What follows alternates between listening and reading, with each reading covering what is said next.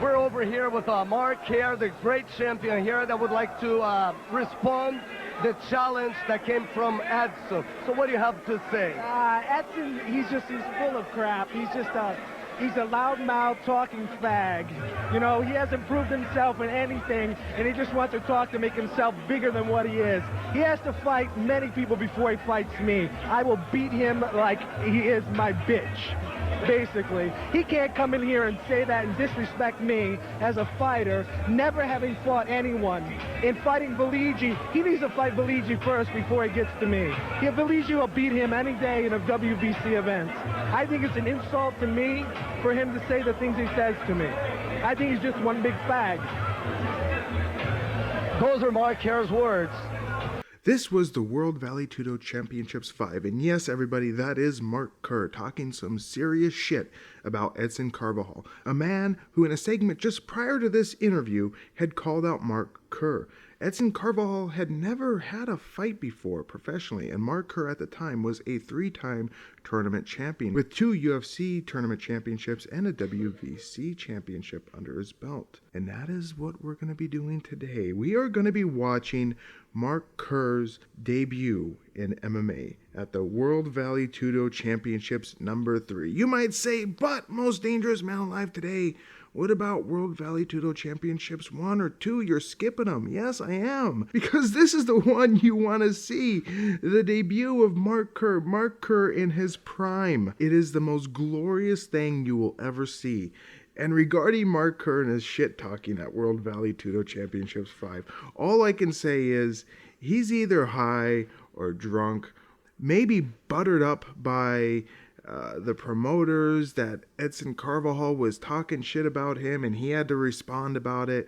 But his shirt is just fucking amazing. Where can you even buy a shirt like that? I didn't even know they made shirts like that back in 1998. It's like from another dimension. It's totally fucking wacko and I just love it. But a great prelude here to our event, World Vale Tudo Championships number 3.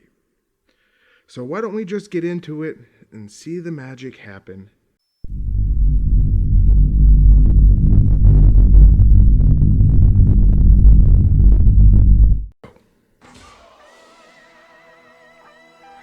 Here we go. This is like the first ever Pride Resurrection intro, the one with the fire in the beginning. Same thing. I didn't steal the idea from it, I promise. Here we go! Yes! You know it's a fight. There he is. Fabio Rochelle, who is the heavy favorite at the time. Mark Kerr. Mark Kerr was kind of not taken super seriously. I guess there was rumors that, oh yeah, he's a big wrestling guy. This was at, like, before the event. There was people saying, oh yeah, he really doesn't come off as a fighter. There was talk that he said he would quit if he started to bleed, so no one really took Mark Kerr seriously, although you look at his body, you think, holy fuck, you gotta take this guy seriously. There's Pat Smith! Oh yeah, not sure how I feel about Pat Smith. Is he a legend? He's not in the conversation of MMA legends, but should he be? You could make the argument, but then he had that whole thing where I guess he had sex with a 16-year-old or 17-year-old. Now he's a registered sex offender. Yeah, let's move on. Going back to the World Vale Tudo 5 incident with Mark Kerr. Oh, let's listen to this guy. Along with you here to witness the finest, no-holds-barred talent fighters in the world. Tonight, yes. 8 fighters from 6 countries will go head And to we're head here in in that iconic arena where they have the, I guess that's supposed to be for sound waves, to break up the sound waves, you know, the crazy shit on the ceiling. This is the laws of Vale Tudo. No biting and no eye gouging. That's it. And those are ways to win there. So going back to Carvajal and Kerr. Carvajal wouldn't make his MMA debut until a year after that shit talking at World Vale Tudo Championships 5. He'd make his debut at World Vale Tudo Championships 7, where he'd fight Igor Vovchanchyn in the main event. Igor Vovchanchyn beat him by TKO in the first round. What the fuck is the fucking pyramid with a drawbridge? This is Zane Frazier. No, you're not.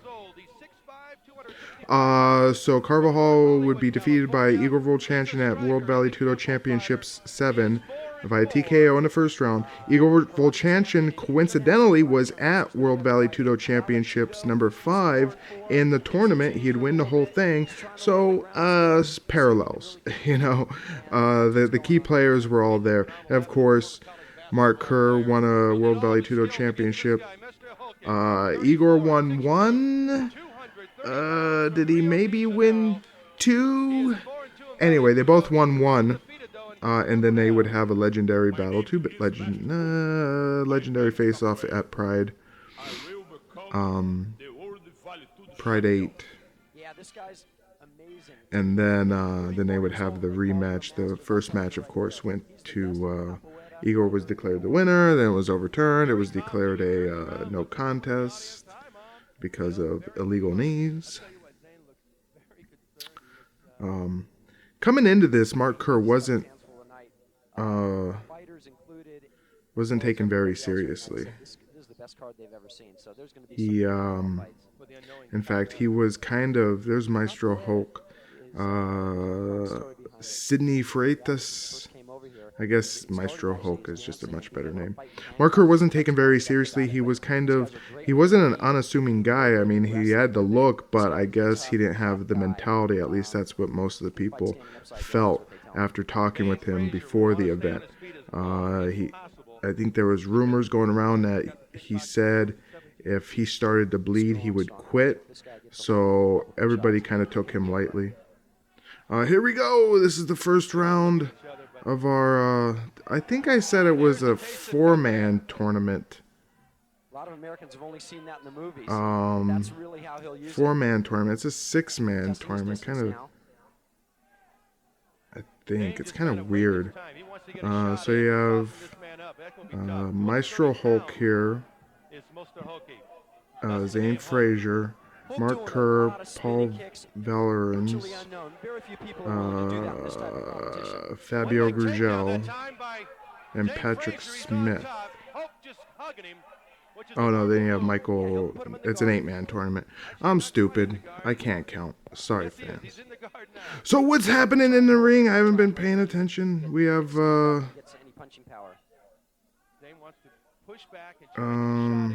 Zane Frazier's on top here.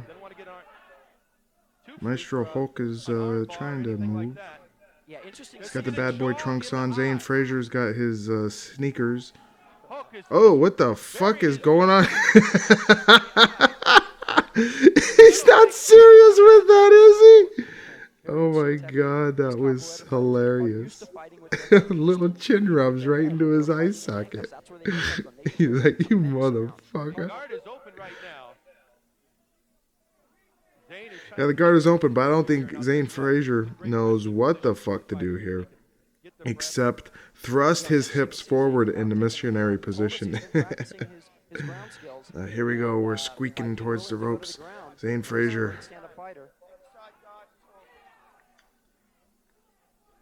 There they go. Maksud Plaza. That's the name of this place. Hey. That's the name of this place. There they go! Out the ring! Oh, boink! Zane Frazier just knocked his head on the ground. Oh, God. The fucking tournament's already ruined. It's fucking ruined. Yeah, he's congratulated. Zane Frazier is, he's got a fractured skull. Oh, fuck. Is that carpeting down there? That is some of the ugliest casino-style carpeting I think I've ever seen. Oh, he's in pain. He hit his head. He's all right. Come on. He didn't really crack his skull. Nothing like that happened. It looks like he's fucked though.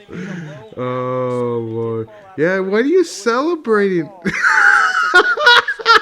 looked like he was dead right there. That face. Oh my God, that was funny. That face. Oh my God, why are you celebrating? You know, you fucking rolled out of the ring and got lucky. Wasn't doing much to win. It was a pretty easy fight for him. Jeez. Time limit in these fights 30 minutes, but I don't think we'll see a 30-minute fight tonight. Yeah, the only You don't think? go that are really with jiu-jitsu fighters. They like to wear their opponents down and take them on as long as they can. It's funny that Sergio Battarelli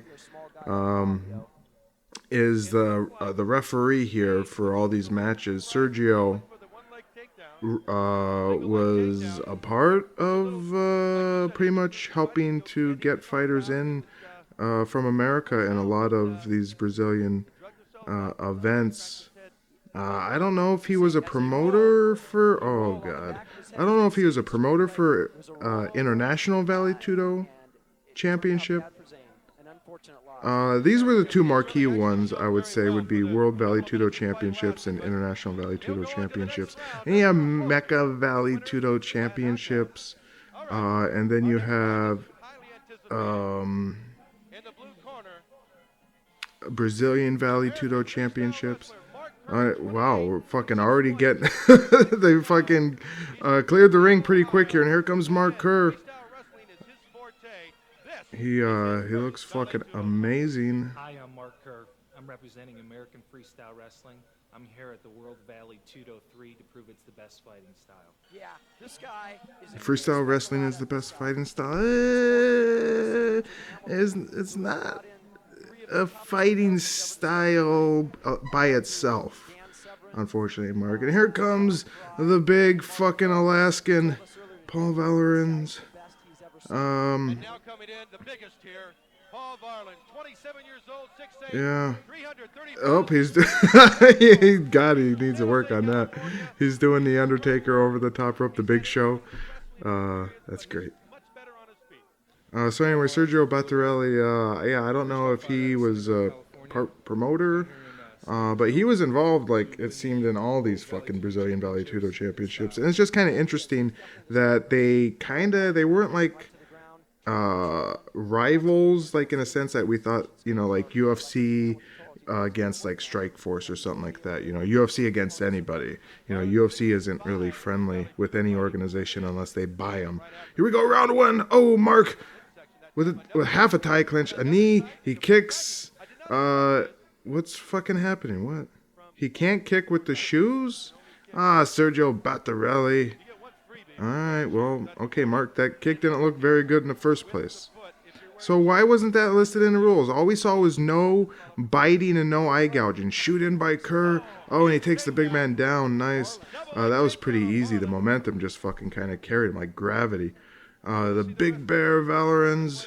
There's a little sort of elbow. A knee. Another one. Valorans is in all sorts of fucking trouble here. Kerr, I think, at this point, Kerr's got a super interesting story. Just the people he was involved with, his coming into MMA. Nice knee there. He was a part of the Foxcatcher estate. You know, the Foxcatcher was the American Olympic training. The fucking guy was nuts. There's a movie about it called Foxcatcher. I think it was Steve Carell. It comes highly recommended by The Machine. I haven't seen it yet. But Kerr just missed out from being a part of, I think it was the 96 Olympics, when he lost to Kurt Angle to get like on the actual team. And he was instead an alternate wrestler at the 96 Olympics. Oh, hammer fist. I hope was he tapping? It looked like Valorans was tapping out. Oh. This is not going to be fucking ending pretty here. Oh, God. He's fucked him up. Valorans is fucked. I think he's cut. Oof. Wow. He's busted open. He's bleeding like a split pig. Yeah, he's a tough kid, but I don't... Holy fuck. I don't think he was ready for Mark Kerr. Sergio Bottarelli watching close and stops the fight. Yep, Sergio Bottarelli's called it. That's it. Wow. Oh, God, his fucking forehead's mangled. Just as Richard Hamilton told us, is an absolute monster. Well, there we go. 2 fights. Both of them were about 2 minutes.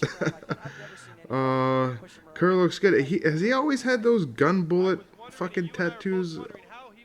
It's kind of a weird choice there. When did he get those? So anyway, yeah, Mark Kerr, he didn't meet Coleman until his manager, I guess, was out there looking for recruiting guys for this sort of MMA stuff. And Don Fry had been a previous sort of like student of this guy who was like a reverend, or he was a pastor as well. And then Don Fry like disrespected him. He got kicked out of the gym. And then this guy was like had a grudge. He like wanted to find a fighter that was gonna like destroy Don Fry, and he thought it was gonna be Dan Severn, but Dan Severn's hands. Dan Severn was also involved with this guy, but Dan Severn didn't last long with him because the guy said Dan Severn, his hands were too small. He wasn't good at ground and pound, and this guy was like his big proponent of ground and pound, teaching it. So anyway, he ends up finding Tom Erickson, Mark Coleman, and then Mark Kerr, and he wanted Mark Kerr to fight at UFC 10 to pretty much maybe kill Don Fry because this guy had such a fucking grudge with Don Fry. In fact, that in UFC 10 you can hear him cheering on Mark Coleman like make him suffer. All this fucking like sort of grotesque cheers. So anyway, Mark Kerr, he said his mom was dying of cancer. His mom did die of cancer, but his mom was, oh God, Valorant is fucked up. Mark Kerr wasn't going to be at UFC 10 because he was dealing with, what his mom was going through. So loop back around, a year later. Here, yeah. So anyway, a very interesting story behind Mark Kerr. I'm still kind of interested in how, this guy himself got involved in the MMA game, how he got looped in with, making an MMA game. I'm talking about his manager. I don't know the guy's name. At least I don't know it off the top of my head. I could have done some research and have it written down, but nope. Mark Kerr winner. The aftermath here of this match is longer than the actual match. The replay right here, the slow-mo replay is longer than the actual match. We're going to go to our next fight, hopefully pretty quick here, which is going to see Michael Pachulik taking on Nobuhiro Tsurumaki. Getting ready for the third bout of the tournament. Gary? All right, here we go. Our next bout. I'm ready. I am ready. Tsurumaki, 25, coming out right now. Tsurumaki. That's a very interesting. I like rumaki. Chicken livers, bacon wrapped chicken livers. They're very tasty. From Tokyo, Japan. He has a 7-3 record and a bit of an unknown quality. I wonder if Rumaki, if he got a lot of taunts in school. From Japan. My style is submission art wrestling, judo, karate, sambo, kickboxing, small combination. Holy fuck, this guy's got 12 different styles.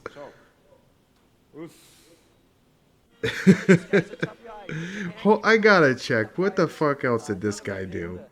Because I don't know who the fuck this guy is. His record is... Oh, fuck me. You're kidding me. You're fucking kidding me. This guy's record is 1-4. 1-4. This was his first fight. After this, he would have a string of shutos. He would be at Pancrase Proof 5 pit fighting. I think I have that. He fought against Daisuke Watanabe. I'm gonna have to go maybe look that up. Then he was in GMC, whatever the fuck GMC was. Another Pancrase Blow 11. That was the Blow tour in 2006. What a tour. He fought until 2010, but he had 15 fights over a 13-year career. That's fucking terrible. Okay, so I'm closing it. Here we go! Michael Hu Pachulik versus Nobuhiro, 1 win. Surumaki. Here we go. Surumaki's got him in a body lock here. Overhooks for Michael. Surumaki might be trying some judo here, maybe a judo hip throw. He's just very patient. He shouldn't be patient here. He should be exploding. Go! Go! Make Rocket go now! Attack! Now Michael is in dominant position. Open. They kind of scramble to their knees, and Nobuhiro pulls guard. At least his name is not Nobuhiko. Nobuhiro is a much better name. Sort of slaps there to the side of the head. Palm slaps. Oh. Straight thrust palm strikes. Does he have an Aryan Nation tattoo on his... Oh. Isn't that the Nazi? Oh, God, is that it? What the fuck happened there? Jeez. Did he have the Nazi cross on his right arm there? Anyway, so the racist won. the racist... unless I'm wrong here. Maybe... Look at this fucking guy. Holy shit. Oh, fuck. This tournament. Oh. What the fuck?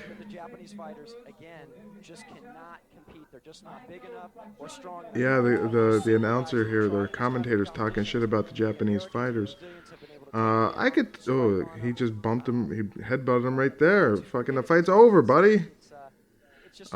Japanese fighters and no holds barred. I don't think the Japanese train correctly for no holds barred. I think they were too passive, and Americans were all roided up, fucking bloodlust, want to get in there and, fucking go crazy. The Japanese guy, he was very passive, he was very gentle. And I think that was a lot of Japanese no holds barred, specifically for no holds barred, but also I think for, you can make the same argument against them in MMA in general. Not a lot of Japanese guys have come over to America and been successful fighting against, top American talent. I think even middling American talent. I think probably the most successful would have been, oh god, now I'm gonna have to fucking remember names, and I'm not very, I don't have a very good memory. So let's just watch the next fight. Pat Smith is coming out, USA. I was thinking of Okami. I was thinking of Okami's name. He was semi-successful, but I think he had more of an American style. He didn't have a typically Japanese style of grappling. He was a very American wrestling style grappling. And then you had oh god, what the fuck was his name? He came out to the I'm moving on. I'm bad at remembering names. I'm fucking terrible. Let's just move on. Here comes Fabio Rochelle. Rogelle's got kind of an interesting story, I guess. He was like a second generation or second generation after the original, like, Gracies that we know, like Hicks and Gracie. Hoist Gracie. He was like the generation after them. To stay active, this guy. Yeah. You can hear the fans. Look at Fabio. they are all about Fabio. Here we go, fight! So Pat Smith, he kicks, he punches, they grapple here. What's happening? Oh, he's holding on the ropes. Oh, elbows right to the shoulder blades. Yes, that's a very effective skill. Now he's going to the head. He's still kind of working a shoulder blade. He gets up on the head there. He's still got the ropes hooked. He's not letting go. And what the fuck just happened? A fan comes out of the stands, comes out of his seats to remove Pat Smith's arm from the ropes. What the fuck? And who's this guy? Is he supposed to be like an outside official? Pat Smith is fucking pissed. He's like, I'm done. He's quitting. He's done. He's like, fuck you. The fan, wow. These fans are fucking fervent, man. They are very into their... He's pissed. Pat Smith is pissed. There you go. That's your MMA oddity right there. Pat Smith versus Fabio Brazil. The fan comes in and unhooks Pat Smith's arm from the rope. Like the fan saw fit to get up from his chair and stop Pat Smith's foul. But was that strictly against the rules? I thought the rules were no eye gouging and no biting. And now you can't kick with shoes and you can't hook the ropes. Okay, so there's more rules than you're fucking letting on here. Yeah, Pat Smith is pissed, and I think rightly so. He's the winner here. This is a no contest. This is a no contest victory for Pat Smith. Because a fan interfered on behalf of... Not supposed to hold the rope. Sergio tried to release him. Guy came out of the fans, out of the crowd to try and release Patrick Smith's arm himself. I think they're getting ready to go again. We'll see. Jeez, this fucking tournament's a mess. This shit's fucking crazy, man. Like, okay, I don't care if you... What are you, like, fucking... a superhero? Are you like, you see injustice, you're Batman, and you see, maybe that's it, maybe the Brazilian fan who came up, he's Batman, and he's just there to watch have a calm, relaxing night of watching men try to kill each other, and he's seen this guy cheating. He's like, I can't have that. I gotta get up there and do something. I gotta do something right now. And he goes up. I was hoping it was going to happen in that replay. And then my impression would have been better.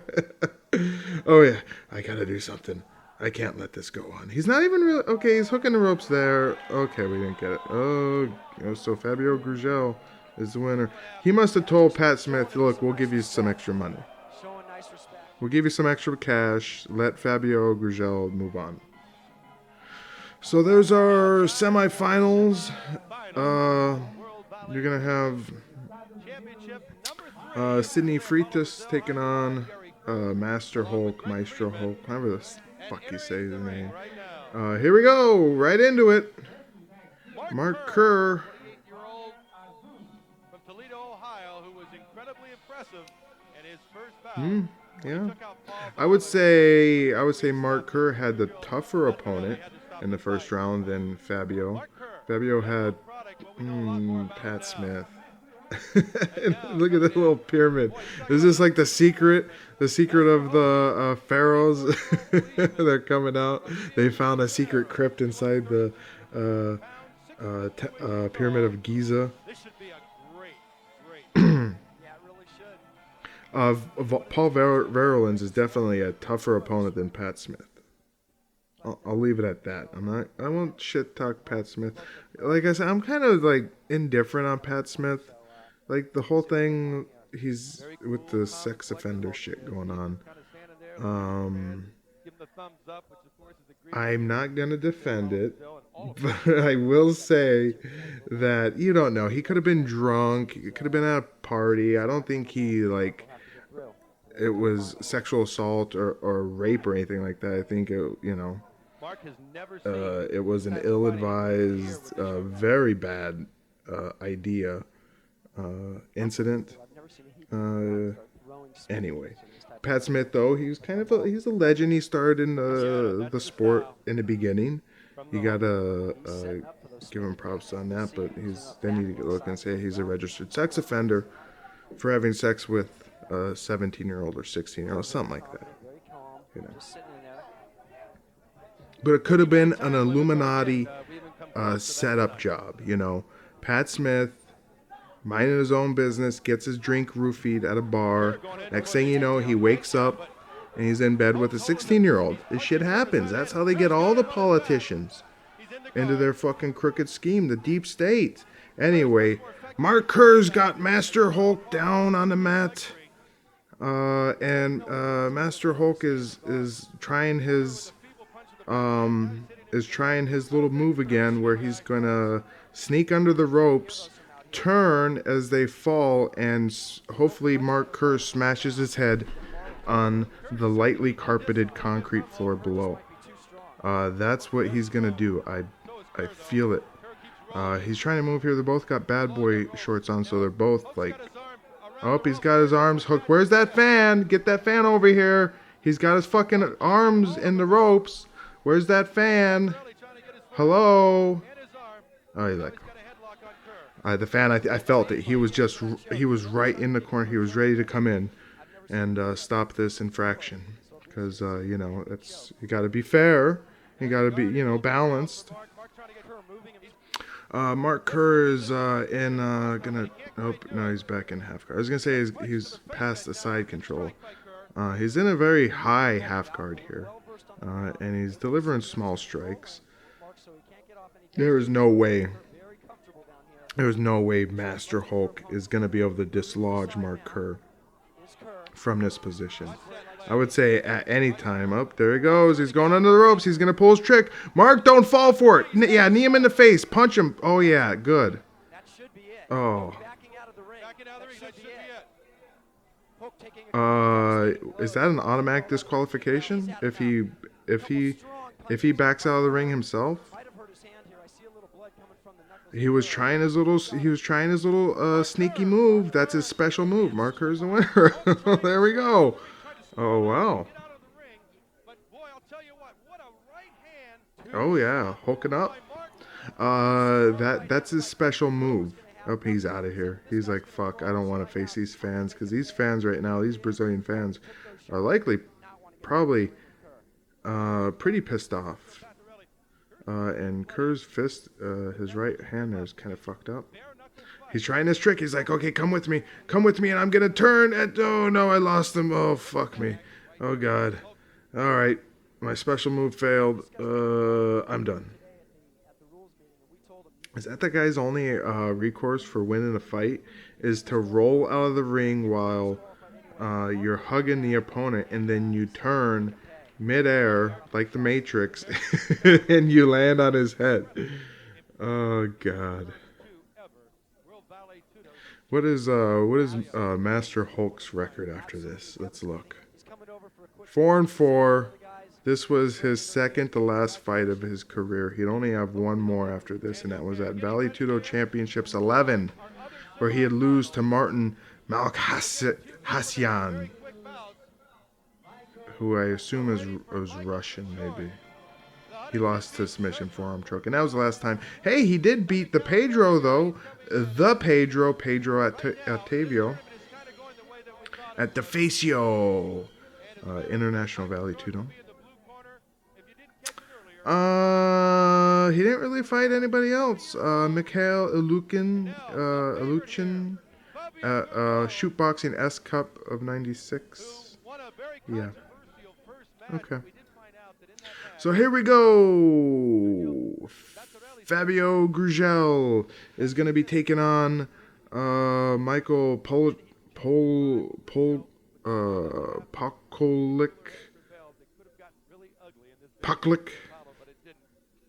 Poklik? Whatever. Who gives a fucking shit how you say this guy's name?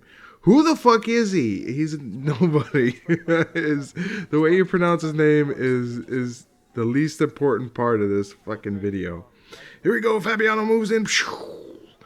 He had a very Hickson Gracie-like move in there with the sort of prodding. Oh, and Michael has gotten on top here. He's in guard. It was a very Hickson Gracie-like robotic left sort of push kick towards the knee, and then stiff arm, swinging arms as he moves in. So Michael P. We're just going to call him Michael P. from now on. Michael P.'s moved him into the corner. He's not doing anything. He's grabbing. He's straight up squishing Fabio's tit, though. He's he has got a fucking thick grasp of hairy Brazilian tit. Oh my god. Fabio here. Oh, Sergio Pattarelli is moving outside of the ring to get a close look. How about you move them? They haven't, unlike the IVC, they haven't implemented the netting on the bottom, which is the stupidest fucking thing that's ever been introduced. This side of the Yama pit. If anyone's seen Yama pit fighting MMA, which coincidentally had Mark Kerr in it.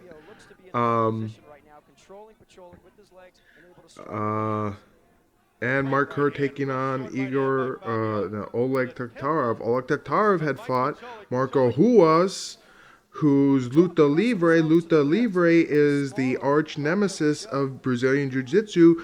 Grugel is trained under the Gracies. There you go. Fucking, it's the number 13 or the number 23. It all connects. But the Yama pit fighting, I tried to watch that for a classic MMA revival.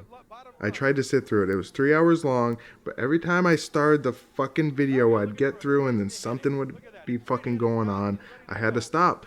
I couldn't do it. But I had some wonderful commentary for the introduction of that event, where they spent so much time explaining this advanced ring they had invented called the Yama, which was a circular mat that had inclined walls that you could, if you had a skateboard, you could skate up them. When the skateboards were be dropped into the ring for the fighters to use, I don't know. They never explained that. But the Yama, they kept talking about like this was like this was the evolution of MMA.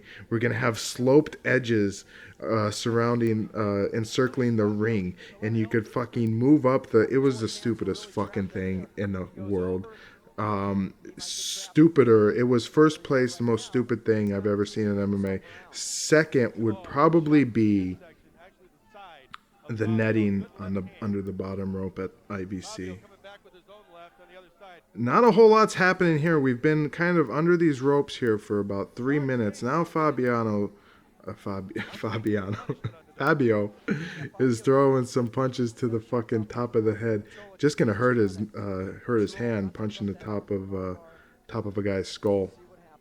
One thing the Pacholik's doing, he's wearing tape around his wrist, and that is Oh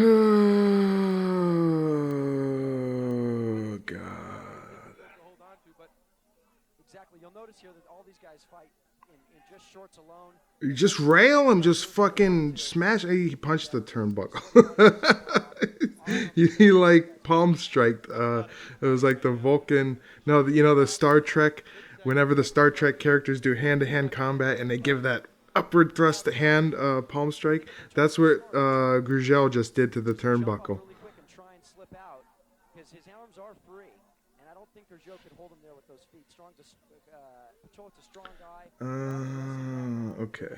So, how many minutes has it been? There's no counter or anything. I have no idea what the fuck is happening here. To roll to the left of the ring. Fabio punishing him with the lefts. Is Fabio gonna fucking pull the Master Hulk? What happened? Did he knock him out? Oh, God. He tapped out or is he knocked out? Well, there you go. Fabio Print Rip is on his ass. Is that his sponsor? What is Print Rip? If you're Brazilian and you haven't turned off this video by now, if you're Brazilian and you're watching and you were alive and sentient in 1997, when this went down, did it take place in 1990? I don't think I even said where the fuck this took place.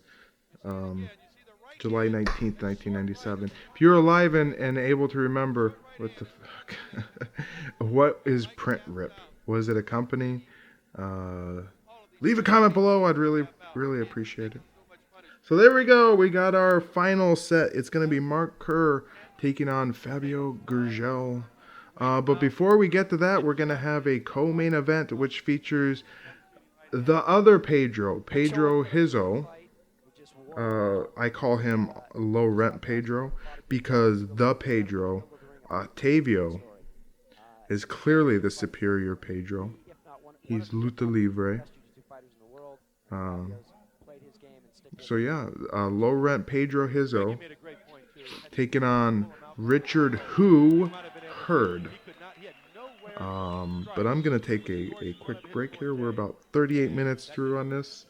I'm going to take a short little break here. To go see what's going on and maybe smoke a cigarette. Oh God, they're already coming out. I'll be back in a minute.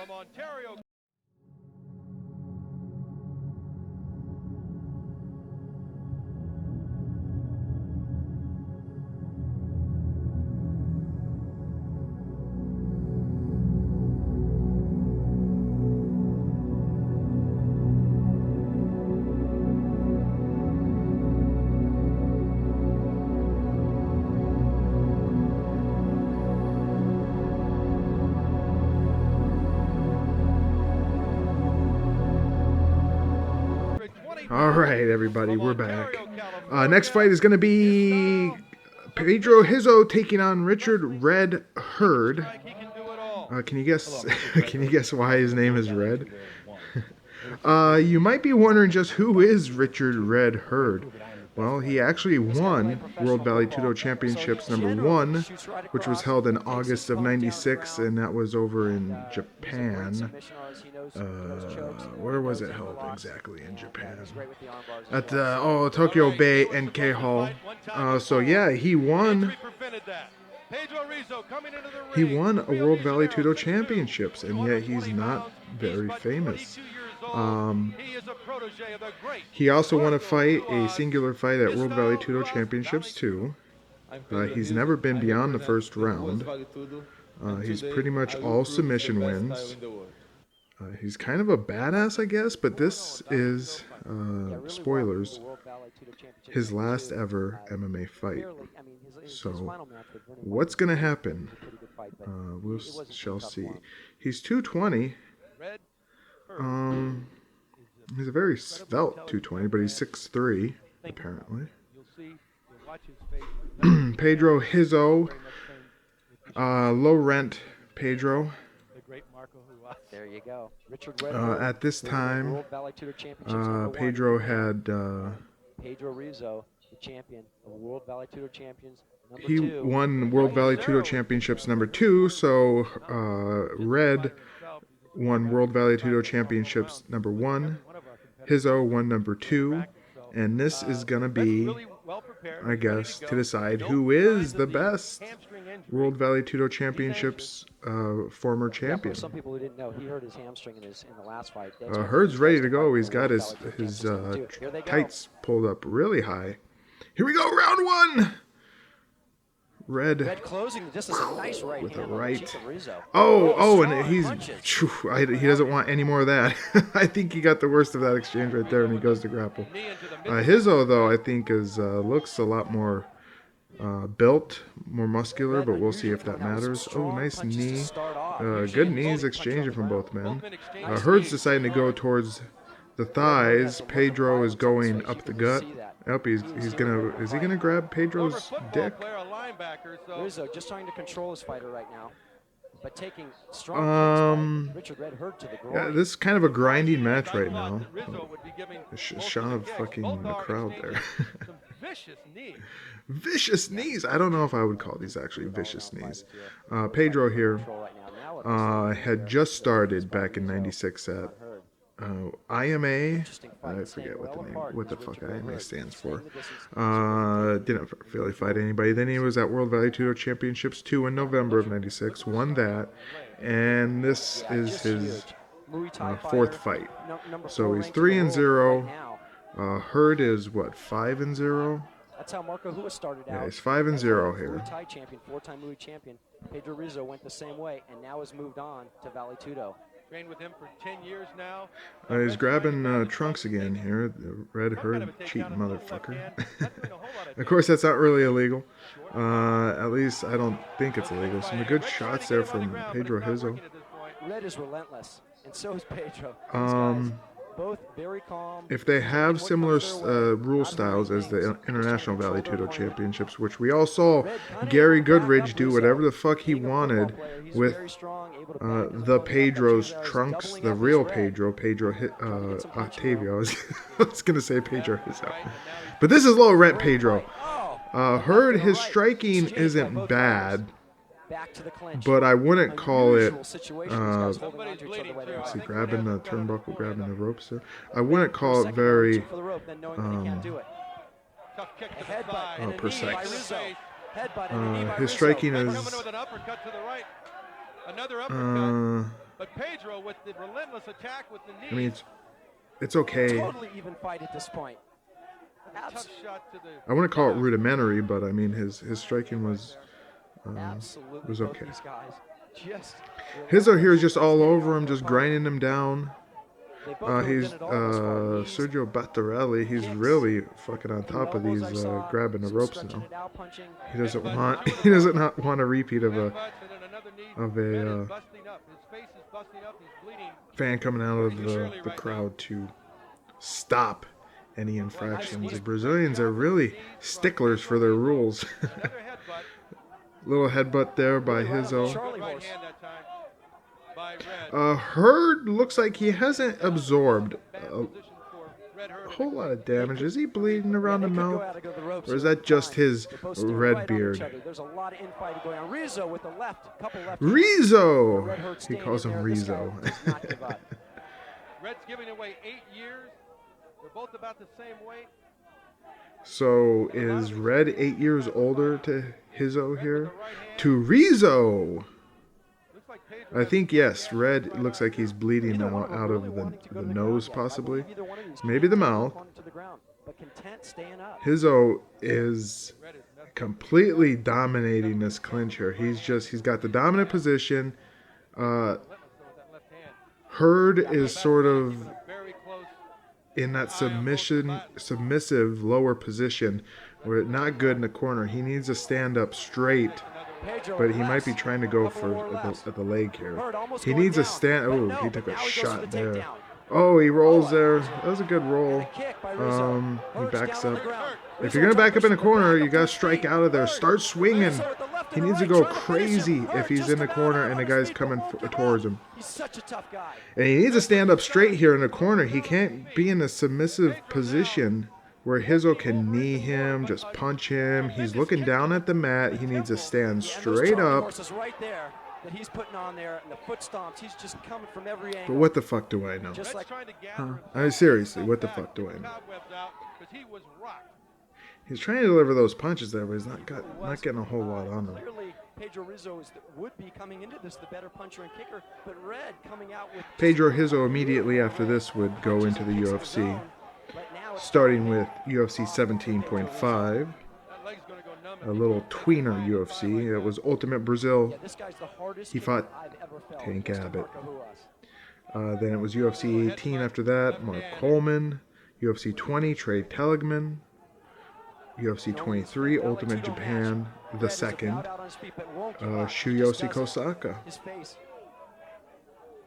He had actually won every single one of those fights. KO against Tank Abbott, decision against Mark Coleman, KO against Teligman, KO against Kosaka, before he ran into Kevin the Monster Randleman at UFC 26 Ultimate Field of Dreams. So Hizzo, they're on the ground now. Hizzo's on top. Hurd here, he's got some really gross nails. Just notice the nails. Maybe they just got blood in them. They're really ugly. Rizzo would want to do in that situation is get to the side. He can strike. That's famous from Marco, who loves to work from the side mount. While this is going on here, I got some time here. Can we find out why old Richard Red Hurd quit fighting here? Nice elbow in the rib. But Red, very comfortable down there. Knows to hold his opponent back. This is where he's most comfortable. The one thing I haven't seen from Red yet is he is not panicked. A lot of fighters that are getting he's not panicking at this point, but he's taking some big shots in the head. He just finally delivered one. Yeah, most fighters would have given up by now, but Red Hurd, just I'm not seeing much information. Just a true competitor, a true champion, whether he wins or loses here. On this Richard guy Hurd. is phenomenal. He's a perfect record, 6-0 on the line here. I guess he did some BJJ tournaments around 97, 98. Somebody said nice but kind of weird guy. Devastating rights to the rib, you can hear back. Oh, you can hear him all the way over here. Rizzo punishing right. Yeah, so I could see that. To the ribs of Richard Red Hurd. Red has that vice grip around the neck, though. Back to the fight here. What's going on, Hurd? He's all fucked up. He's an ugly son of a bitch. He's really ugly now. This is what Red looks for. He looks for you to make a mistake. Looks like he's got a cut under, a big bruise and cut maybe under his left eye. His nose is all fucked up. Hizzo's pretty much in side control here, kind of like a loose half guard, but he's pretty much in side control. He's biding his time here, working the body, and those, ooh. Yeah, that's not, those don't feel good. To the ribs, punishing blows to try and release the arms of I can't tell if those are giant freckles or if that's bruising on his back. Most fighters would bring their arm down, and that's just what Rizzo wants. Red Hurd, too smart. He does not. He's too smart. Red Hurd, he's just too smart. Yeah. To his head, giving up the ribs, which, you know, it may or may not be a mistake. His side, Marco Huas is imploring him to use the elbow. Doesn't want him to break that. Red's curling up right so we're still here in half guard. Wait for his time. Hizzo's not doing a whole lot. Hurd is just holding on here. He's not trying to go for anything, not trying to go for submissions. He's letting Hizzo completely control him. He's not trying to turn. He's not trying to move. Not trying to reverse, not trying to sweep or anything. Hizzo's got Hurd's blood all over his arm. Left eye looks like it's cut. Certainly is swollen. Rizzo. Hizzo in the rankings of Brazilian badasses. Where do you put Hizzo? He last fought in 2015, face-to-face, Hizzo versus Flores. Who the fuck? What? He fought Ken Shamrock in 2010. He also fought Gary Goodridge in 2010. Holy shit, but then he fought Fedor, the Fedor, at M1 Global in 2012. Fedor KO'd him. That was pretty surprising because I think that was where Fedor has started to...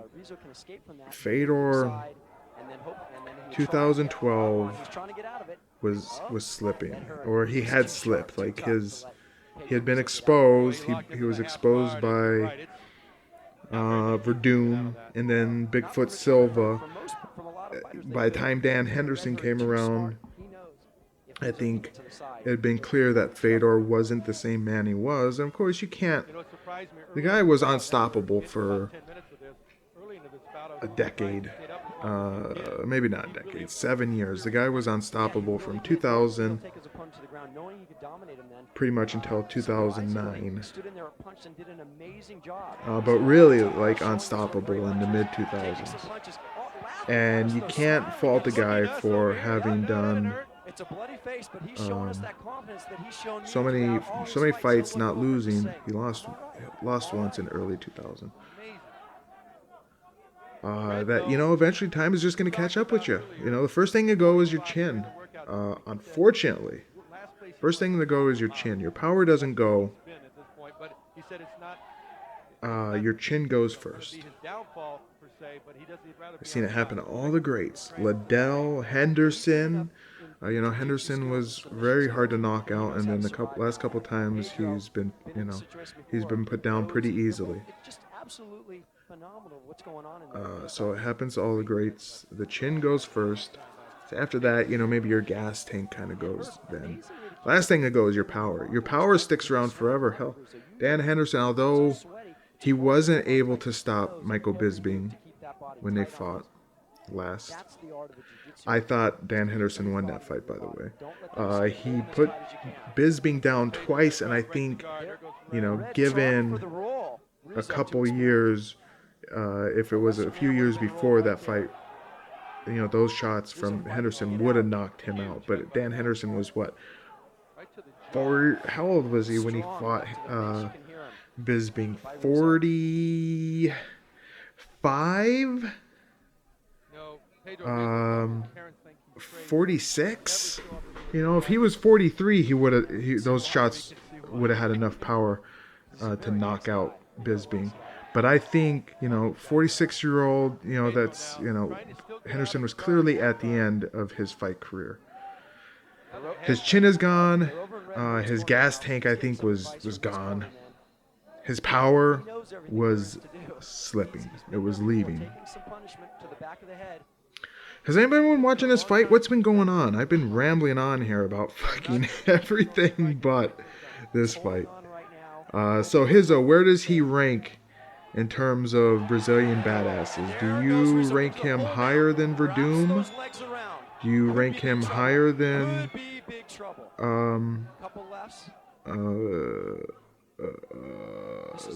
Dos Santos? Do you rank him higher than... Did he tap out? Did he finally give up? Oh god, there you go. Pedro Hizzo, winner!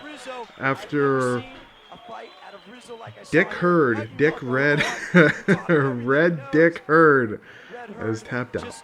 This is Red Dick Hurd's last fight, and Pedro Hizzo is just starting out his career. So would you rank Hizzo higher than Belfort? Would you rank him higher than any of the guys I mentioned? Verdum, Dos Santos? Let me know in the comments below. I'm talking about heavyweights here. I'm not talking about like every. I know Hizzo, or I know not Hizzo. I know Belfort's not a heavyweight anymore, but he was a heavyweight at one time. Well, that fight wasn't very good. It was kind of a grueling, grinding fight. Not a big fan of it.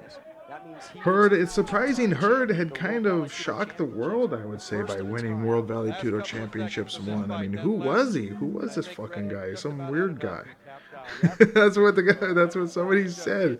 He's a good guy, but he's weird. Why did he stop fighting? Why did he just give it up? Clearly he had some talent. I mean, winning a World Vale Tudo Championship. I can assure you of that. Beating. Way too tough a guy. Well, he didn't really beat anybody at World Vale Tudo Championships 2. He beat Michael Theroy. Pedro Rizzo, the fans showing their appreciation.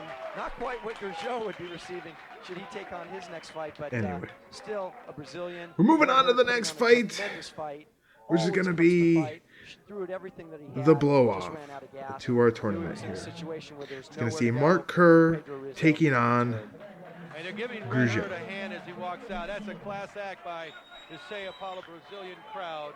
You love to see that. He gets a belt? Or is he the heavyweight champion? pointed out earlier, Was this fight for the championship? a great fighter, and certainly a credit to his sport. There's Marco Huas with him. Marco Huas. I like Marco Huas. I'm a big fan, especially of his dad genes there. Yeah, I agree 100%. Big fan of Marco Huas. I think he doesn't get the credit he deserves. He unfortunately, Pedro Rizzo showing what he has. you know, He's been waiting for his coming out.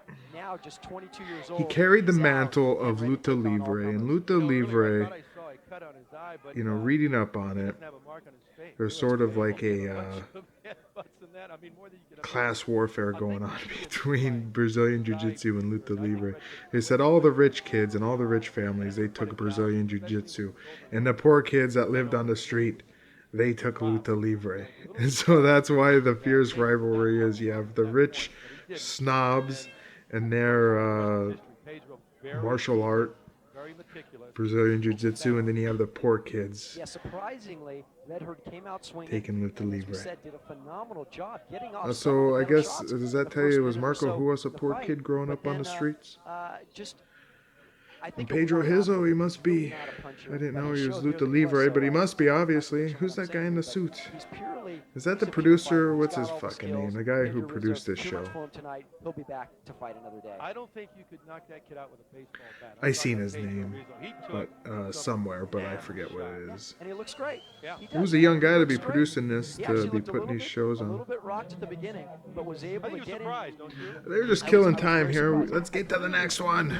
No, he's the better stand-up fighter. Let's go. His Muay Thai experience, but Red Herd just with the devastating shots in the first part of the fight. I think that actually got So it's Pedro a Christmas little bit off time. his game, Christmas is but coming up pretty soon eventually, here. when Red was a little tired, he Did took you him to the ask ground. Santa for Maybe anything? if, Are you if gonna they were get fighting, what you maybe Red want? would come out, try and take I him hope back you a asked little Santa quicker. for. Here comes a plug. I hope you asked Santa for Inoki Boombaya 2000, the Pride Pro Wrestling, because it's coming. Here we go. We're taking a break. And we are coming into our final bout of this tournament. Mark Kerr, Time for the World Fabio Vale Tudo Brazil, Championship number 3. Gurgel. And coming How do you out say his first to fucking the name? Here he ring, comes out of the pyramid. Who's out first? the American Mark freestyle Kerr. wrestler, Both men are going to be really fresh for this. I would say 28-year-old from Toledo, Ohio, who has been Fabio's worked a little bit harder. in his 2 previous bouts, I think by winning only both 2 of them minutes. very handily. He has showing a 2 great minutes ability more of ring time this to eve. strike, And both here with it the knee comes, and with the hand. Gurgel, Of course, the hometown favorite. the hometown favorite, Fabio yes. Brazil. He's coming into the ring. He has won 2 bouts, one controversial, but the second one. Yeah, that first one doesn't even count. That was bullshit. Pat Smith. We have an unbelievable I guarantee you, like Pat Smith was bitching. Sergio Battarelli probably said, "Look, we'll give you an extra $5,000. Just go away." And Pat Smith was like, "All right, fuck yeah, I'll do it." Last minute instructions here from Battarelli. Gurgel doesn't look like he's intimidated at all. Although, fuck, I would be. So he takes the shoes off, wraps the ankle, he's ready to go. Mark That Kerr wrapped ankle, though, is a grip possibly. looks fucking amazing. Whoa, bad kick. He's taking off the shoes so he could kick. But his kicking is very bad. A very bad kick. He's fighting out of the southpaw here. That's typical for wrestlers so they can get the power shoot. The power shoot in. I think maybe it'll be interesting who decides to take the first shoot. They both See a lot of wrestlers fight out of the southpaw. Then you know they're going to go for a takedown when they're fighting. Typically when you see them fight out of the southpaw. It's not because they can punch better that way. It's because they can shoot better that way. Not much happening here. That was a pretty good, that was a better kick, but he really should be, instead of doing the front kick, he should be doing the back, get some power in that kick, because form-wise it wasn't a bad kick, but there's not a whole lot of power on that. It's a good setup for now, if you can get the shin on the ass meat, it hurts, even if it's not a lot of power. Oh, there's Mark Kerr moves in, and Gurgel pulls guard here. Down to the ground they go. And we're down on the Gurgel mat. They getting almost better fell out of the ropes strikes there. as they Mark go Kerr in. is scooting him under the ropes. But now Kerr, where he wants to be. Gurgel, a good fighter from the bottom, pounding And the ears of Kerr. Gurgel, This is something. what is Bottarelli doing here? Oh, he wants a better look at it. But now he tries one of his own.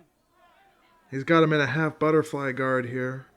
I think he's probably shitting his pants right now because he's got this gorilla on top of him. Yeah, it'll be interesting to see how long Kerr can take that punishment. Kurt sustained some damage onto his, I believe, both his hands at this point in this tournament.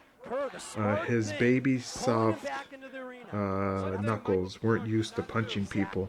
You want to get him back out there. If he gets back in the corner where he feels comfortable, he's there getting advice from his corner man. Fabio is trying to possibly position here for a sweep or a reversal, but Mark Kerr's having none of it. And he's in half guard here. He's crossed the body. And I am waiting for some hammer fist or headbutts here. Oh, he's going to go for it. Yep. Oh, that was a good one. Nope, that one kind of lunged and missed. Gurgel here is moving back. He's going to try and look to escape and stand up, or he might just decide he wants to still play in the guard. Play on the bottom with Kerr in his guard. I wouldn't say that's a smart idea because it's... Nope, he gets up. Because clearly Kerr is not going to be one of these lackadaisy guys in the guard like Gurgel's previous opponent. Pachulik, who, if I fogly remember, he was on top in Gurgel's guard and didn't do anything. Mark Kerr is not that man. Fabio here, he's looking a little beady-eyed and sort of pensive. He's probably not too enthusiastic at this point in time. Kerr looks a little winded. Oh, his right knuckles are fucking all bloody.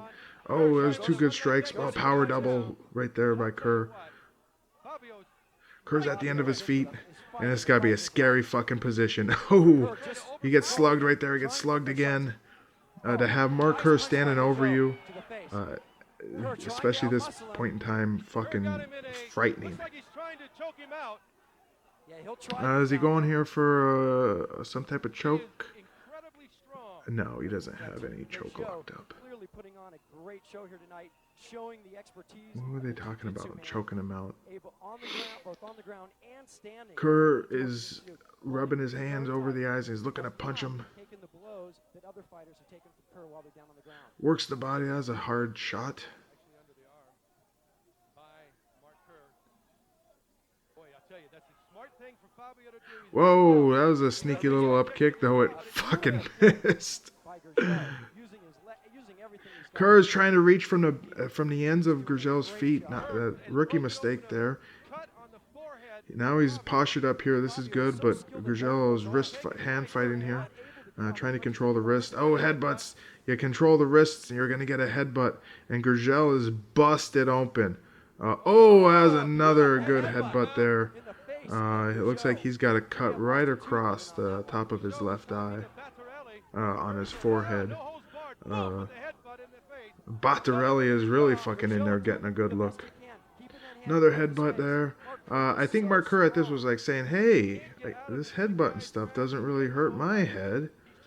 I'll save my hands. I won't have to hurt my soft, supple hands. I'll just headbutt with the top of my head. Urban legend at the top of your head is the hardest spot on your body. Actually, I think it is. But you hear guys talking about like they know what they're talking about. It's like, no, the top of the head is the hardest part in your body. Okay. I do like a good headbutt as like a surprise attack. Especially at a bar, you got some guy getting up in your face. And Gurgel stepping up, saying, I'm a better stand-up fighter. Kerr actually looking away for a minute. I would say that at this point, Gurgel probably did have better stand-up than Kerr. That kick was fucking terrible. Mark Kerr would actually a nice power double that. Boom. Mark Kerr's stand-up actually wasn't that bad. He really improved it a lot, especially his kicks. And I think, you know, man, Mark Kerr is just one of those guys that what could have been if he would have just been disciplined and focused. He could still have a little fun every now and then. You know, look at John Jones, you know, he liked the cocaine too. Fucking cocaine's great. But it's in moderation. Nice step in there, and he gets the side control. Kerr, who is really rank amateur when it comes to mixed martial arts here, I'm talking. He's obviously got a lot of experience wrestling, you know. Amateur wrestling, he had, you know, been wrestling with Kurt Angle, you know, and he was an alternate to Kurt Angle at the 96 Olympics, so of course he had to watch as Kurt Angle won a gold medal with a broken freaking neck. I had to throw that in. But yeah, Kerr here is an amateur when it comes to this sport. And he's got a lot of smarts. Oh, elbows right to the spine. And again, Kerr, man, going back to what I was saying, if he would have just stayed disciplined, I think he would have probably been the best of all time. Oh, he's trying to go for a triangle here. The crowd is getting riled up, but nope, nothing comes of it. Kerr passes. He's in side guard, side control. And he tries to jump over to mount, but fucks it up. And he gets kind of trapped in a half guard here. He punches. Oh, head. He just sort of, whoop. Here comes the head. Because Kerr's stand-up, again, like he did have a pretty, I forget the name of his, well, he worked a lot with Boss Rutan on kickboxing, you know, and that's where Kerr got really good. Like, his leg kicks were utilitarian for his game plan, but they were effective. His striking wasn't bad, too, on his feet. He didn't use it a whole lot. His specialty, obviously, was ground and pound and just using his ridiculous strength to grab a part of your body and twist it. But yeah, damn, man, Kerr. I really am a huge fan of Mark Kerr. He's got a lot of flaws. Character flaws, I would say. You know, he was a snot-nosed punk, probably thinking he was the ultimate badass. Yeah, that'll happen. But at the same time, he seemed like a quiet, humble guy. I think if you got him in a party mood, he'd probably opened up a whole lot. Like, if you got him drinking and got him some chemicals, he probably opened up quite a bit. And that's why I think at World Vale Tudo Championships 5, when he's talking shit there, I think he's got a little bit of extra stuff going on. Oh, Mark Kerr's fucking hand is bloated. It's all swollen. Gurgel's face is getting swollen too. Kerr, his poor meaty hands, like, they're just used to they're not used to punching guys in the face. But I just imagine, yeah, if Kerr stuck to it, he stayed focused. When it was time to fight, he went into hardcore, you know, training. Kept himself straight while he was training for a fight. And, you know, in the off season, when, you know, a fight is 4 months out, you know, 5 months out, you party for 2 months. You know, then you kick it into high gear, and that's when you cut off everything and you stay straight. He could have done that, and he could have been spectacular. He could have had a reign for years and years. But, you know, it happens. It happens. You get kind of caught up, you know, and you're making a lot of money. You got to find ways to spend that fucking money. You know, Mark Kerr probably made a couple $1 million in his MMA career, because he was commanding some pretty high paydays there. I'm sure for every Pride fight he had, he was probably getting $100 and some grand. So You know, he had, what, 7 fights in Pride? I don't want to distract myself here by fucking trying to count out how much money Mark Kerr made. But, you know, I'm sure for the UFCs, he probably got paid. What were they giving away for the UFCs when they won? Because he won 2 of those. He won this. Oops, spoiler. Spoiler, this fight was 20 years ago. If you don't know how this tournament turned out. I think I spoiled it earlier when I was talking about whatever. Fuck it. So let's see. Pride 2, 3, 4, 6, 7. The opening rounds 10, 12. So 1, 2, 3, 4, 5, 6, 7, 8, 9. He had 9 prides. Let's say he averaged 100 grand per pride. 900,000. Let's say he got 50,000 apiece for the UFC. He's at $1 million, you know. I thought I heard him say somewhere he made like $2 million over his MMA career, and he blew it all. Yeah, I mean, and he famously said, you know, if Mike Tyson could blow 200 million, someone like me could certainly blow 2 million. Yeah, for sure. But I'm sure he had a whole lot of fun blowing that 2 million. Richard Hamilton told us this is the best. This is the best of the best. Right now, this is just a grueling fight. Fighters all around people. Mark Kerr on top, headbutts. He's just grinding away. Gurgel is in deep shit here. And there's a lot more of this to come. Kerr, I don't think he's doing a lot of punching with his right hand. His right hand is kind of fucked up. So he's probably going to stick to headbutts and lefts. They're both very sweaty. The chances of a submission here from Gurgel are very slim because they're so sweaty. Mark Kerr, unless he gets something in really deep where like the sweat will actually get them further into it, like rear naked choke maybe, but that's not going to happen. That's not going to happen obviously from this position. Gurgel's got a gross looking forehead right there. It's right in the dead center, like he got shot, you know, by a gun right in his forehead.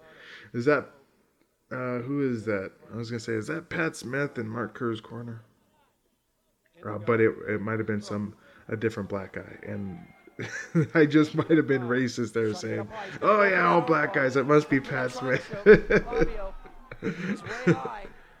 Fabio looking for a lock here. Yeah, he's looking for maybe an armbar here, or maybe just something to tie up Kerr.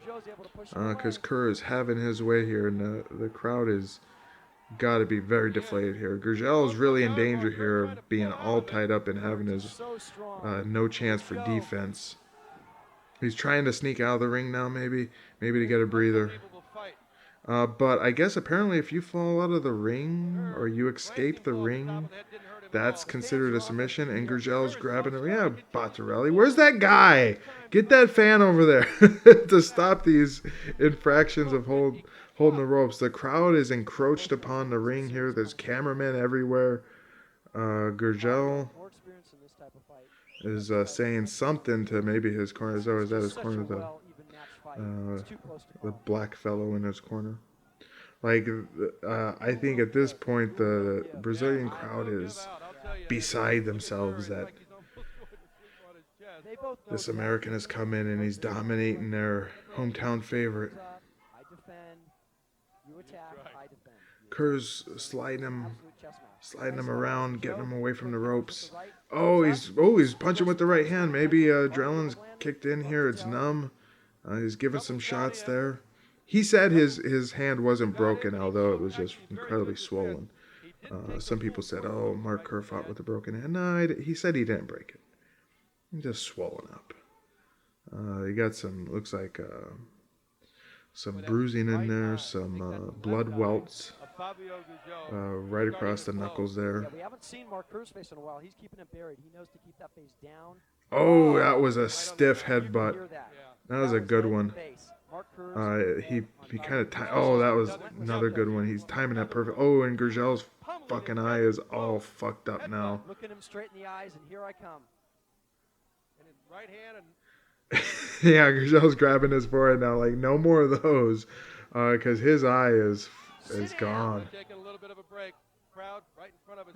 He's looking like Rocky from Rocky 1 or 2 or 3 or 4.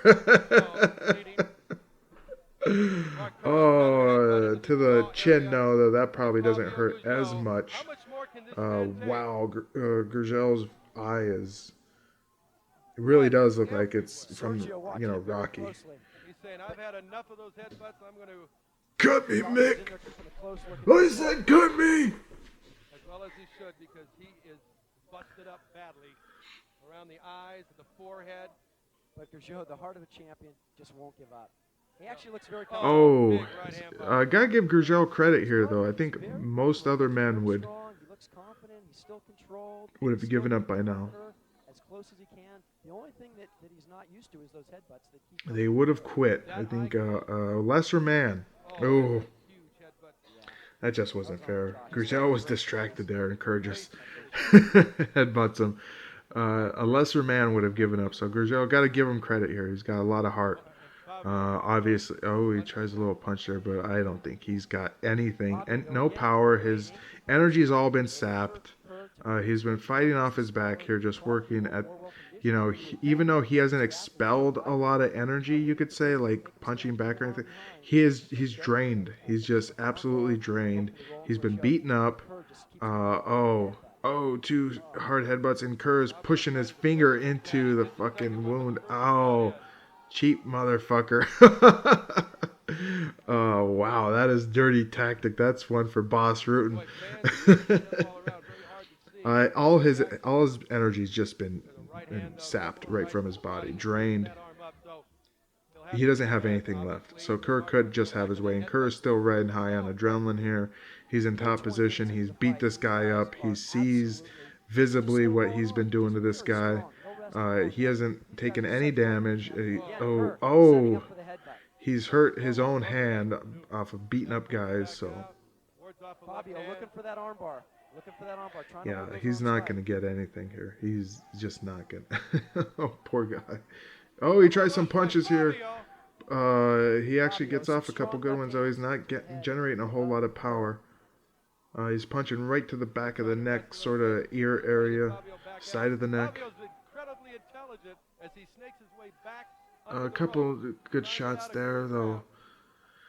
They have a whole like, get these cameramen out of here! Holy fuck! People are just like, look at the fans. They're all standing up to see because everybody's blocking the fucking ring. All these cameramen are blocking the ring. Is that Royler Gracie? Oh, that eye. Fuck me. It is completely 100%. They say an eye is shut. That eye is shut. He has no visibility out of that eye whatsoever. Yeah, it really is. These guys both are getting to know each other real well here. Real well. Trying to scoot him back out towards the floor. In the middle of the ring. Fabio's actually got... What else is going to happen for the next 20 minutes? There's 22 minutes left on this. He's controlling his head movement. But Kerr just so strong, able to pull out of it. Bottarelli, you should stop it. I know you're trying to give your countrymen a chance here, but this is just a fucking unnecessary, brutal beatdown.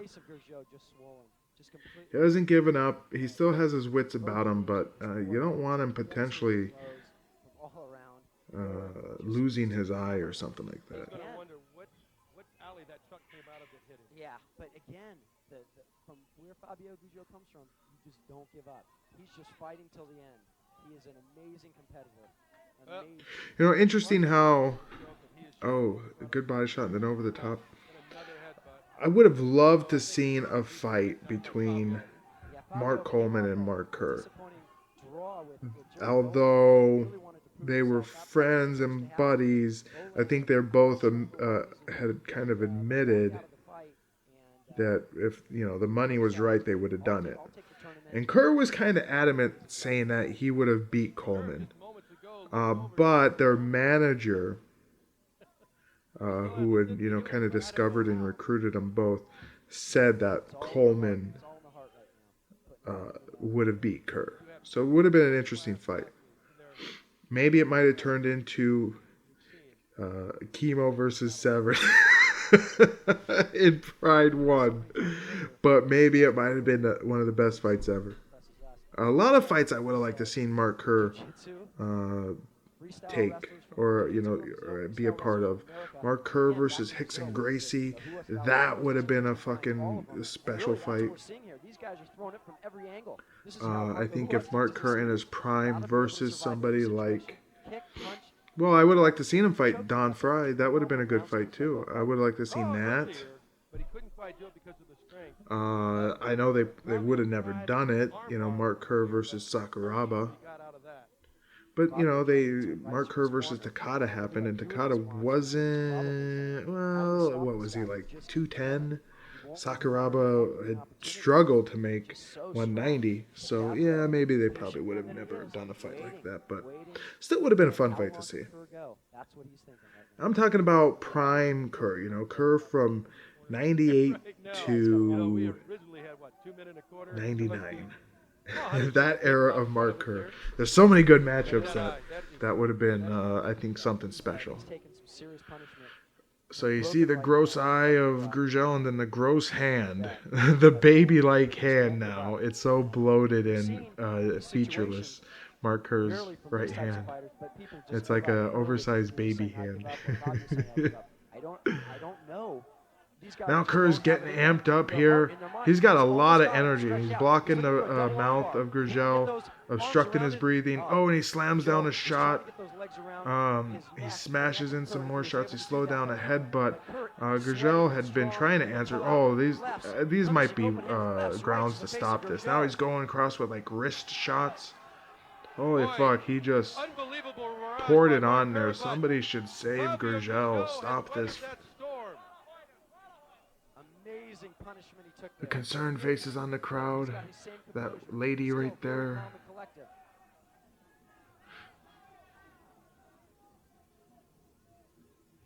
Mark Kerr's taking a breather here. That was a lot of energy, and I'm surprised Mark Kerr this late in. Fuck, he still had a great gas tank, because that was a pretty big sort of suck it up and explode out and get a lot of stuff thrown. That's pretty good, you know. They've been on the mat here for what, 20 minutes?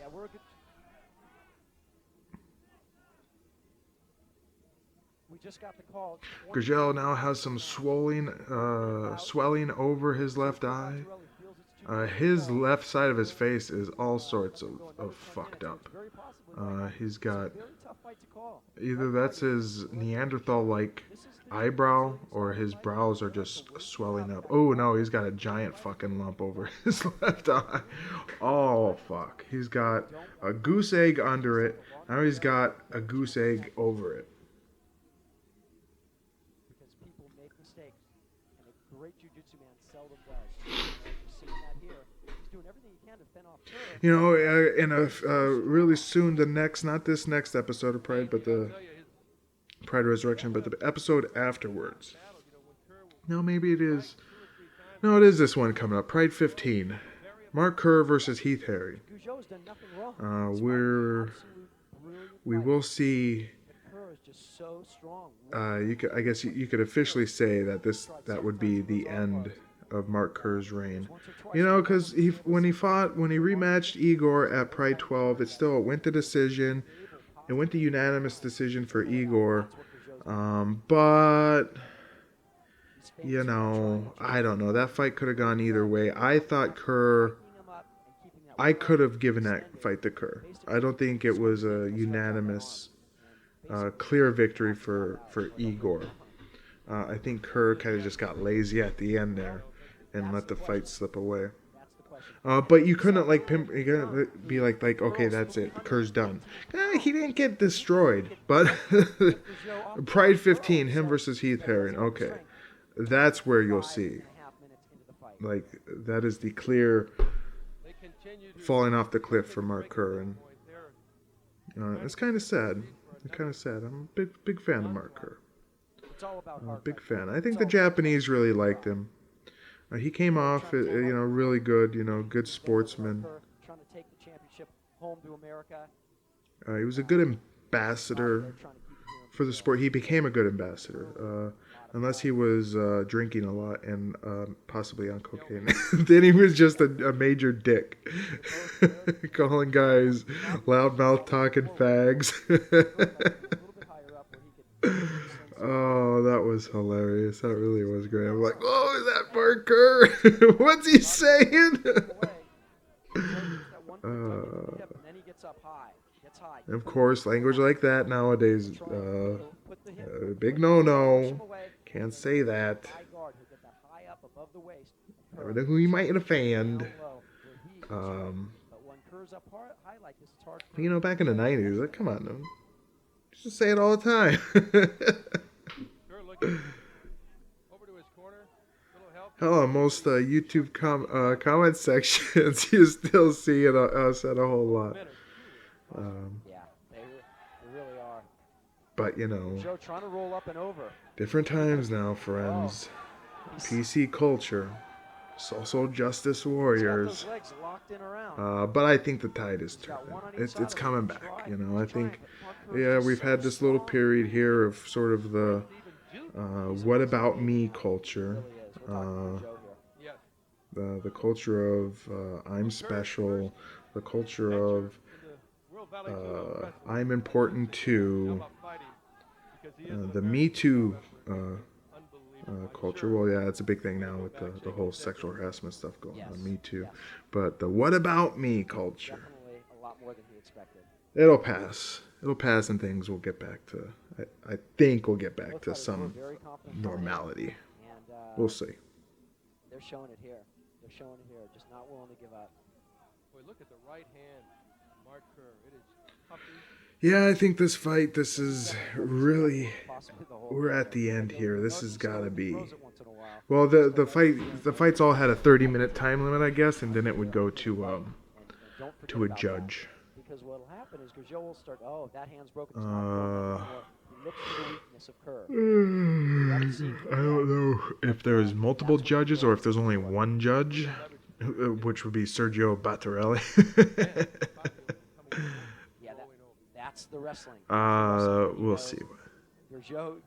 I don't think there's any. I don't think they really had this rules sort of figured out here. But again, Kerr just so tough. It's chant for Fabio, Fabio, Fabio. Yeah, just as the commentators were doing it. Yeah, Fabio's not doing shit. I hate to break it to you, fellas. Fabio is done. He's cooked.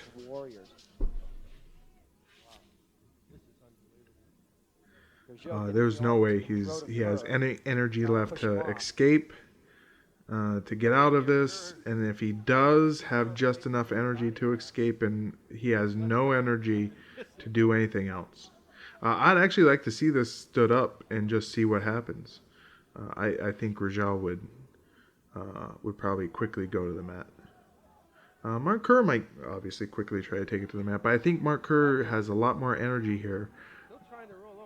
He's in a much better position. What are they talking about? What are they fucking discussing here?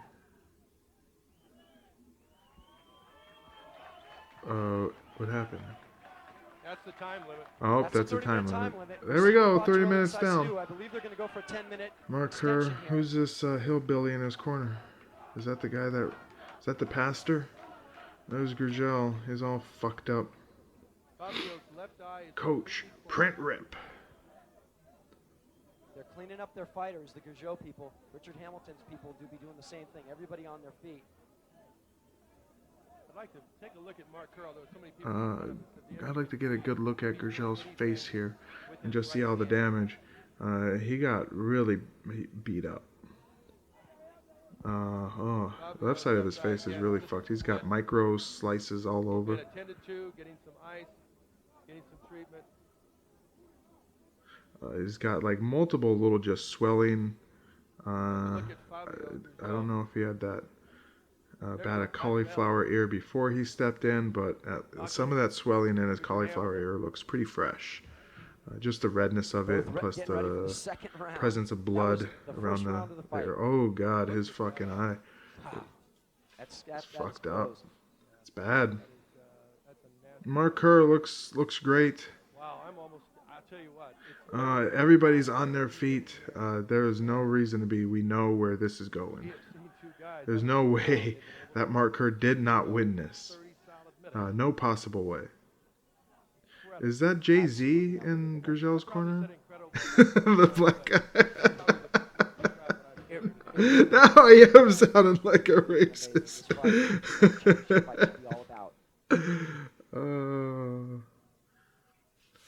Battarelli. They're trying to get everybody away from the ring so they can get. Oh, he's got a nice slice there. Just that headbutt from a headbutt. Obviously, that slice on his right there. That's a bad one.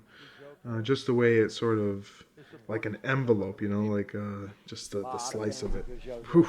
Tonight, they all want to be a part of it to support their fighter. It's just such a tough fight. Yeah, this is a grueling fight. Fuck, dude, the swelling around his eye, it just goes around the whole eye. It's like, here we go, decision. No surprise here. Gurgel standing tall. It's over. It's over. They're going to a decision, I believe, Greg. Yeah, no shit, it's over. They're checking the eye of Fabio to see if he can go on. What?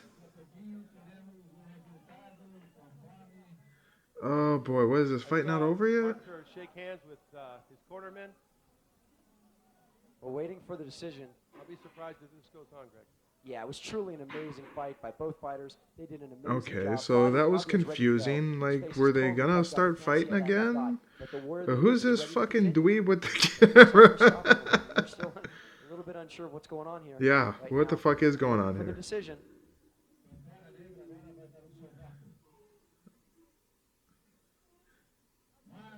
What does that say, Kerr? Gets the decision. Mark Kerr. And he really did deserve it. And nobody is fucking happy about that. Is that how they announced their winner? This is fucking so pathetic. This is like no budget fucking MMA. And this is the last guy to reveal it. Kerr. He just has it sloppily written there. Wow, that was bad. That was a bad presentation of the judge's reveal. It's like a game show. Now we get some applause here from the crowd, though they're probably pretty pissed. Look at Mark Kerr. Holy fuck, he's got the superhero body. Just like it's cartoonish, his like shoulders, his arms. So Gurgel is gonna get on the mic here, and he's gonna say, I'm not ruining anything here. If you're Brazilian, you've seen this, you know what the fuck. He's pretty much says that he'd never give up. He would fight even if he was blind. You can't even hear him anyway. And he just says that, you know, he probably something about he loves the fans or for whatever. But unfortunately for old Fabio Gurgel here, he would never fight again. This would be it for him. This was the last fight of his career. What would he go on to do? I don't know. If you know, what would happen to old Gurgel?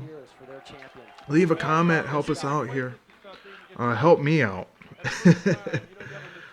So I don't know if he had. I don't think he had like permanent damage to his eye.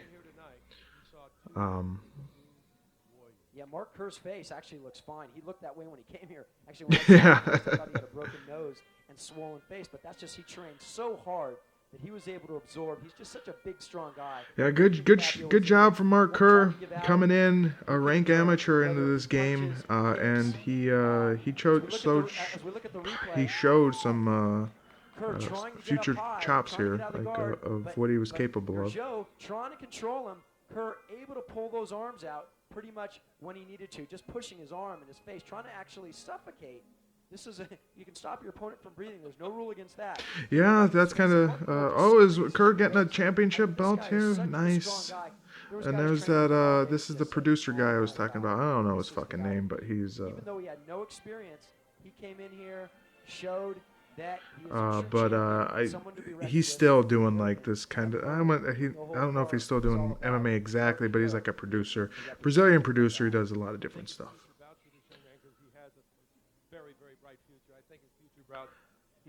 Now we're just gonna have the belt presentation here, and he gets a check. How much is he gonna get? How much money is he going to get here? How much money do you think they made off of this turn? I don't think they could give him a whole lot. That belt looks like it's made out of shop metal. It's made out of like tin. It looks like it was made in shop class. Oh my god, that belt was terrible. The center doesn't look too bad. What does he get paid here? How much did he get paid? $20,000. There you go. That's not bad, but once he cuts in his manager and deducts, I guess, his training camp, however much he spent, he's probably, it really isn't that much. Even back then, you know, if your manager's taking 20%, that's $4,000 right there. Maybe his manager is taking more, you know, maybe his manager is taking 30%, you know. Championship number 3. But obviously, while you're training, you can't really be working. Ceremonies, the Brazilians like to take their time. You're either a full-time fighter or you're not. Federico Lependa congratulating Mark Kerr and Richard Hamilton. Frederico, is that his name? Great fighter, and thanking him for bringing such an amazing. You could tell he's a high speed. He's a real fucking go-getter. Guy as the champion and to represent the World Vale Tudo. And I'm going to tell you what, Fabio Brazil. Fabio Brazil. Is that how you say his name? I've been calling him Gurgel. That's the fucking way I read it. Thank you. Please show some class. Please get any problems in venues like this. But it did not. Well, this is it. Why don't I just stop it here? What else are we gonna see here? Well, I better not. The crowd is filing out here. The stadium is. Would they come to? I don't think the World Vale Tudo Championships would ever go to America. They would have 14 bouts. They would have one in Aruba. They would have two. No, they'd have maybe two in Aruba. Yeah, they would never go to America though. Let's hear from Mark Kerr. That was one of the most incredible things I've ever seen. And did you expect that kind of a fight from Fabio Brazil? Well, going in there, I kind of anticipated that in order for him to submit the fight, that I was going to have to really, really hurt him and put him in a position where he had to. But kind of sounds like Owen Wilson. I knew that being in Brazil, being a favorite, well, that I was going to have to do everything I did and hope that he would submit. What was the key for you in this fight? I think the key is just having an awareness, and he had. I was really, like I was saying, his awareness was really good. His fight IQ was good. A lot of hand strikes and things like that, and it's amazing when I got out there that how much instinctual through the years, just hand-to-hand combat, that your instinct really takes over. It's amazing. You had an interesting run through this tournament. You hit Paul Barlow, the polar bear. Tell me about that bout real quickly. Paul going in, I knew Paul, he's a big, strong man, and his biggest asset is for him to catch him. I mean, if he catches you with a punch, it's 340 pounds of muscle, and it's going to hurt, and that's his game. And my game is to get down and use my agility on the ground to be able to mobilize him and then put myself in a position to get him to submit. Different fight with Mr. Holt. Yeah. You know what, that style of fighting, a lot of fakes, a lot of twists, a lot of turns. But, going in, I just was thinking that the way to cut through all that is to just get a hold of him, can't fake you out, and get him down to the ground and put it in a position. Now, what he was trying to do during the fight was he was trying to scoot out from the mat, from the ring. And when he tried to scoot out the first time, I drug him back. And then the second time, I ended up catching a couple shots to the head. And that was it. And, of course, this last fight, you ever seen anybody take that kind of punishment? No, I just, I don't know what was keeping him in there, but Yeah, that was my question too. It really is, and it's one of those factors that make great fighters. To a certain extent, like if that much abuse would have yielded a win, then it was for something. Federico You're just going to sit there and take Lampenna. abuse, and you have to know within yourself what is the limit that you're going to be able to take before it's just senseless. The editor is Hamid. Are we going to see you back? Yeah, you'll definitely see me back. All right, ladies and gentlemen, World Vale Tudo Champion number 3. There we go. And that does it. That's World Vale Tudo Championships number 3. Our event is over. I'm closing the video. So what did you think? Come on, this event's been around for a long time. A lot of people have seen it, but maybe you haven't seen it. Maybe you haven't seen it in a long time. Maybe you haven't cared to look it up. And maybe, just maybe, my commentary has given you a new reason to pay attention to this fight. Good event. It was really short. The only thing that drug it out was that last bout there, that 30-minute bout. Other than that, I think this tournament could have been about an hour. But Gurgel, however you say his name, he had other ideas. Mark Kerr looked good. You could definitely see the makings of a tremendous fighter. He was obviously a natural, gifted athlete. Looked great, had really keen awareness, a really good smarts, good fighter IQ for never having done it, but he had a lot of experience in the ring. Hand combat, he mentioned. Yeah, wrestling, he would have gotten used to that. Excuse me. And so yeah, good event. I had fun, but let me know what you thought of it. Leave your comments below. And if you haven't yet, make sure you are subscribed. Like our channel, and stay tuned for more classic MMA stuff that we'll be doing in the future, especially more to come this month.